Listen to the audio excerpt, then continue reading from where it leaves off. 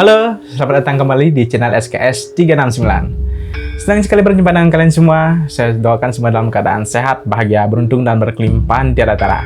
Oke, kembali bersama saya Wayan Budi, dan tetap di sini saya ditemani oleh Mistri seorang indigo. Apa kabar Mistri? Kabar baik.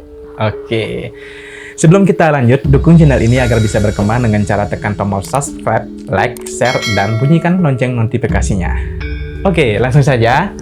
Di sini seperti biasa, Mistri seorang indigo akan mencoba membahas yang dimana apakah merupakan hantu, iblis, orang yang punya ilmu hitam, psikopat, atau yang lainnya.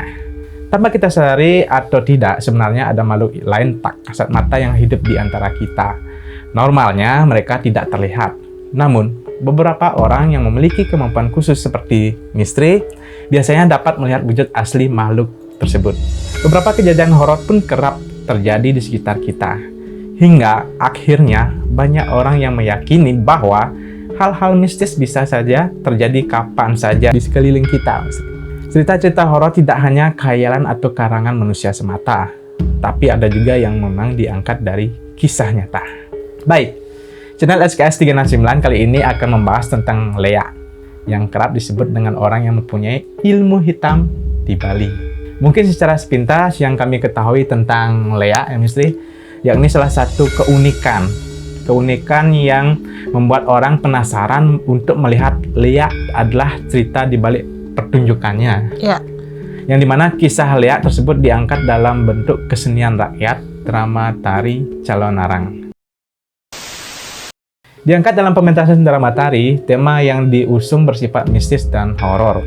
Kesenian rakyat ini pun tidak dipentaskan di sembarang tempat ataupun waktu, yang bertujuan untuk membersihkan secara niskala atau tak kasat mata di wilayah desa setempat. Mungkin sepintas kami sampaikan pementasan Calonarang ini sendiri dikenal sebagai makhluk jadi-jadian yang sangat menyeramkan, menguasai ilmu Lea tingkat tinggi sehingga sangat ditakuti. Pementasan seni drama tari tradisional Calonarang ini biasanya mengambil di tempat suci atau tempat yang berdekatan dengan kuburan, yang dimana diadakan di tengah malam, bahkan sampai dini hari. Seni drama tari ini pun digelar setelah rangkaian upacara yatnya atau piodalannya di tempat suci, Mistri, serta tidak sembarangan untuk dipentaskan. Bahkan, dalam pementasan drama tari Calonarang pun juga menyertakan bangkai mata. Ya, mungkin orang yang masih hidup ya, yang dimana orang tersebut sengaja diupacari seperti orang yang sudah meninggal atau mati suri. Mati suri seperti itu ya, Mistri. Yang kemudian diusung ke kuburan setempat. Seram sih. Ya, Mistri. Nuansanya sangat horor dan menyeramkan, bahkan terkadang penonton bisa menyaksikan penampakan seperti endehan atau wujud Lea yang berbentuk bola api. Mungkin terbang seperti itu ya, Mistri ya. Namun bukannya bagaimana, mungkin Mistri juga pernah ikut menarikannya.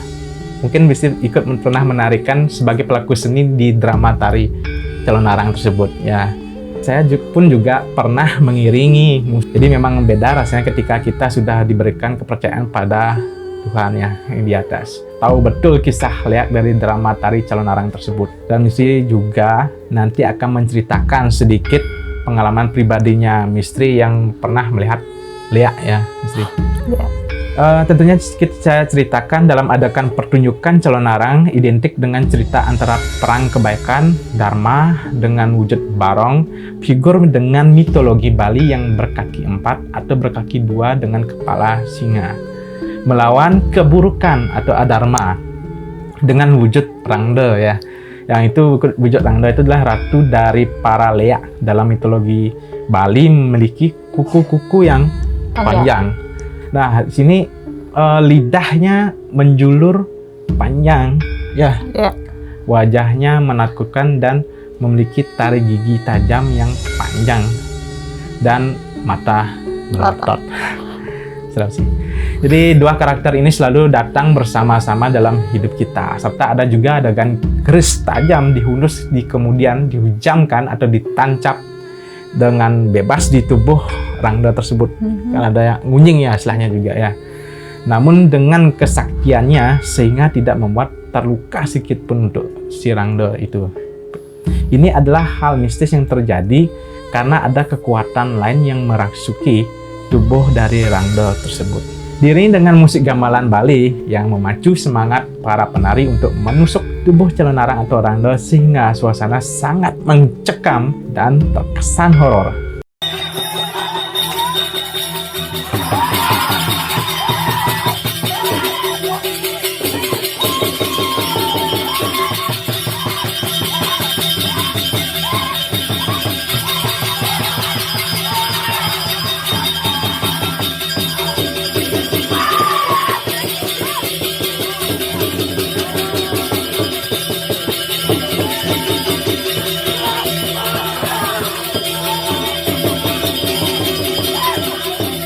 Dengan kepercayaan warga Hindu di Bali tentang keberadaan Lea yang merupakan salah satu bentuk dari ilmu cenderangan tersebut dan merupakan salah satu bentuk kekuatan dari ilmu hitam adalah sebagai penyeimbang dari kekuatan ilmu putih ya, yang mana dalam filosofi budaya Bali percaya dengan Ruwa Benede yang mungkin istri ya.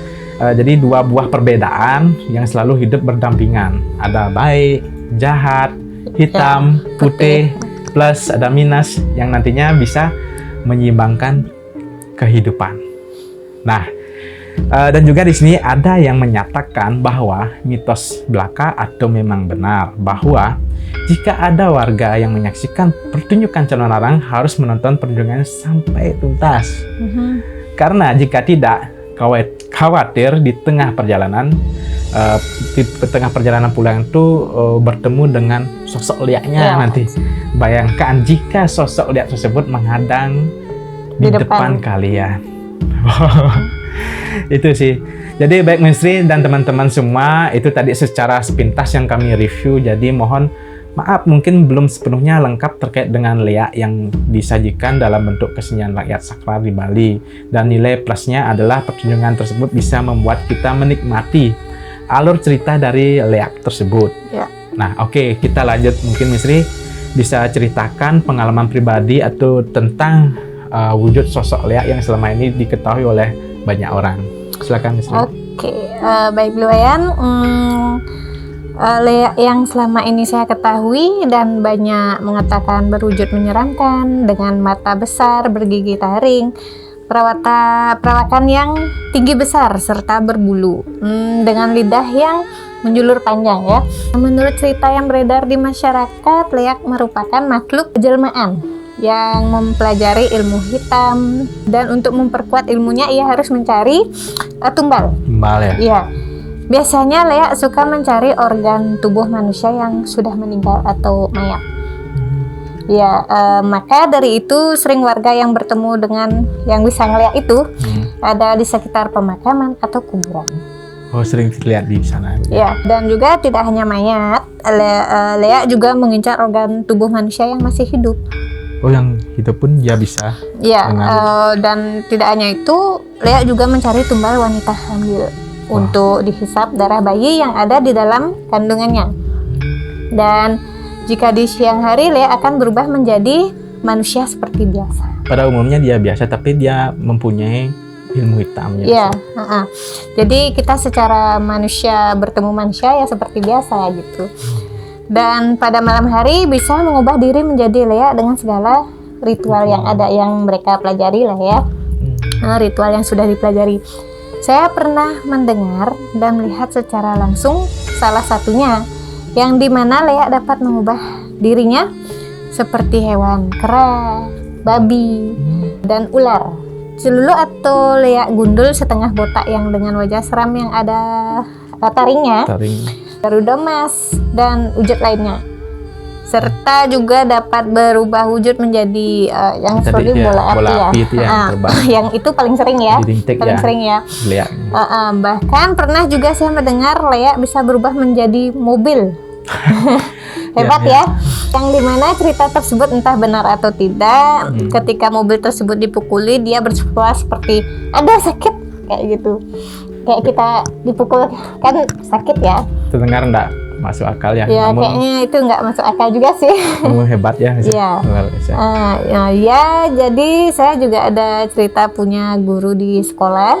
Dulu juga pernah menceritakan bahwa beliau punya saudara, entah salah satu anggota keluarganya tersebut mempelajari ilmu leak atau bagaimana.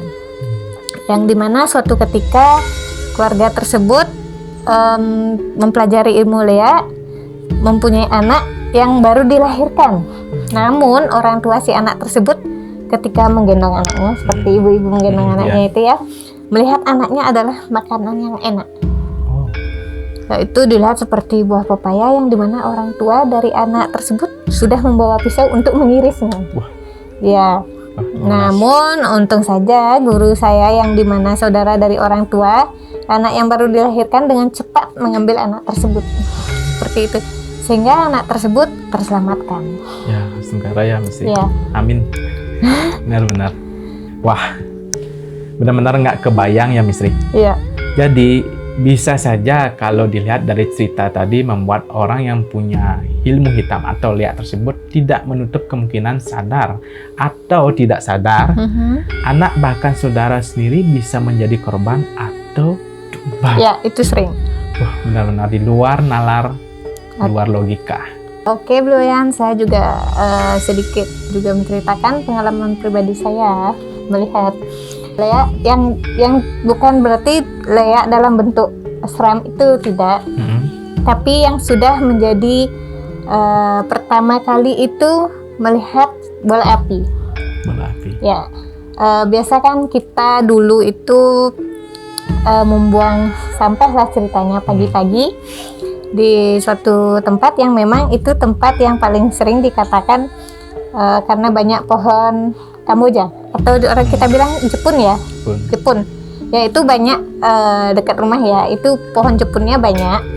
Dan di sebelah barat tempatnya kita membuang sampah itu bapak saya belum menghidupkan api, tapi di sebelah timur sudah ada semacam percikan api. Dia gimana ya dibilang ya? Posisinya di atas atau di bawah? Masih setengah ya, setengah. Bukan antara di bawah atau di atas. Dari bawah, ya dari tengah-tengah.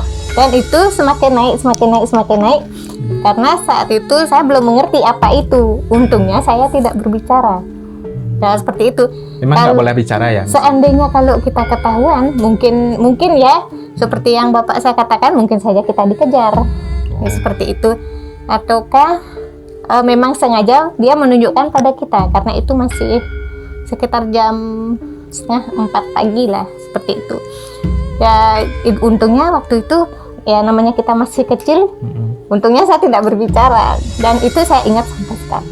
Dan terus ya pernah dengar Misi kemarin sempat juga menyampaikan bahwa ketemu Lea itu yang nggak bisa berjalan jadi bisa. Ya, yang itu saya sudah lumayan coba bisa besar diceritakan ya Misri.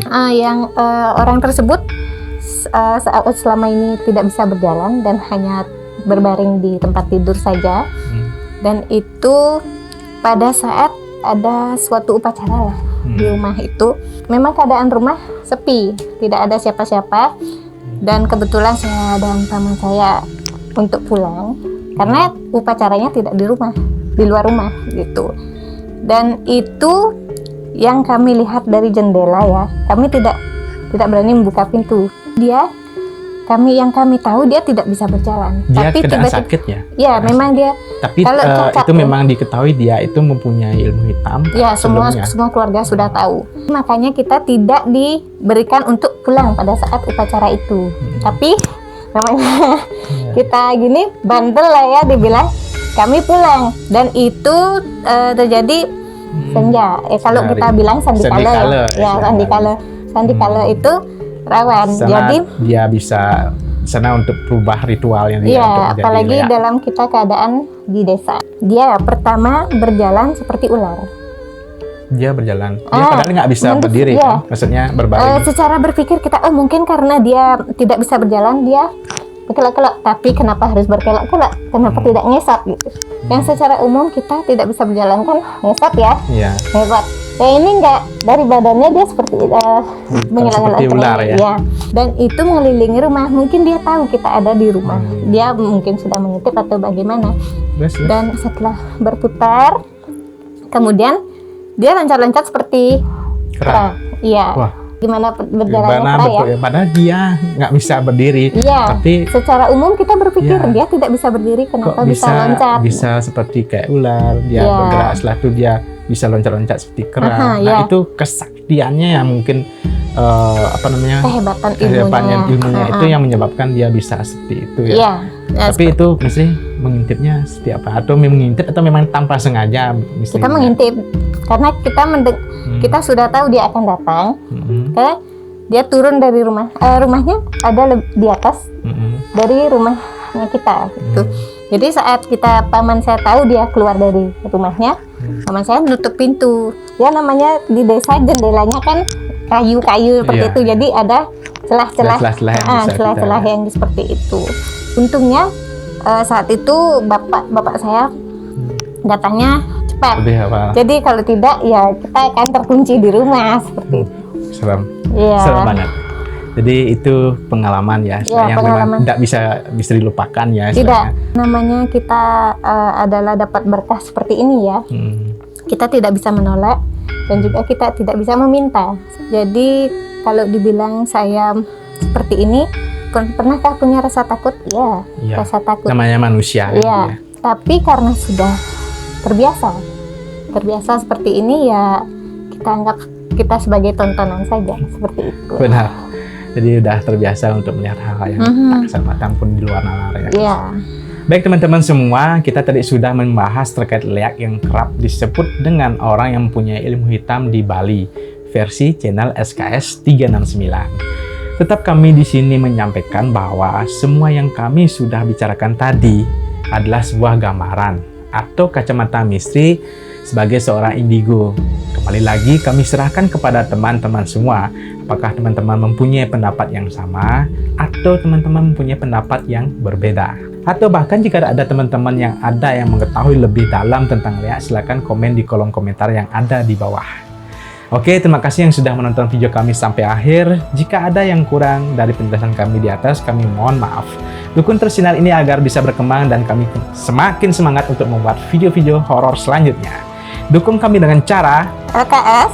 like, comment, dan subscribe. Silakan teman-teman share video ini, tekan lonceng notifikasinya semua agar kalian mendapatkan notifikasi video-video terbaru dari kami. Dan jika teman-teman mempunyai pengalaman horor baik berupa video, foto lainnya, silakan komen di kolom komentar serta bisa DM follow Instagram kami di sukses_369 atau melalui alamat email kami di suksesmiss369@gmail.com. Sampai jumpa di video selanjutnya. Bye.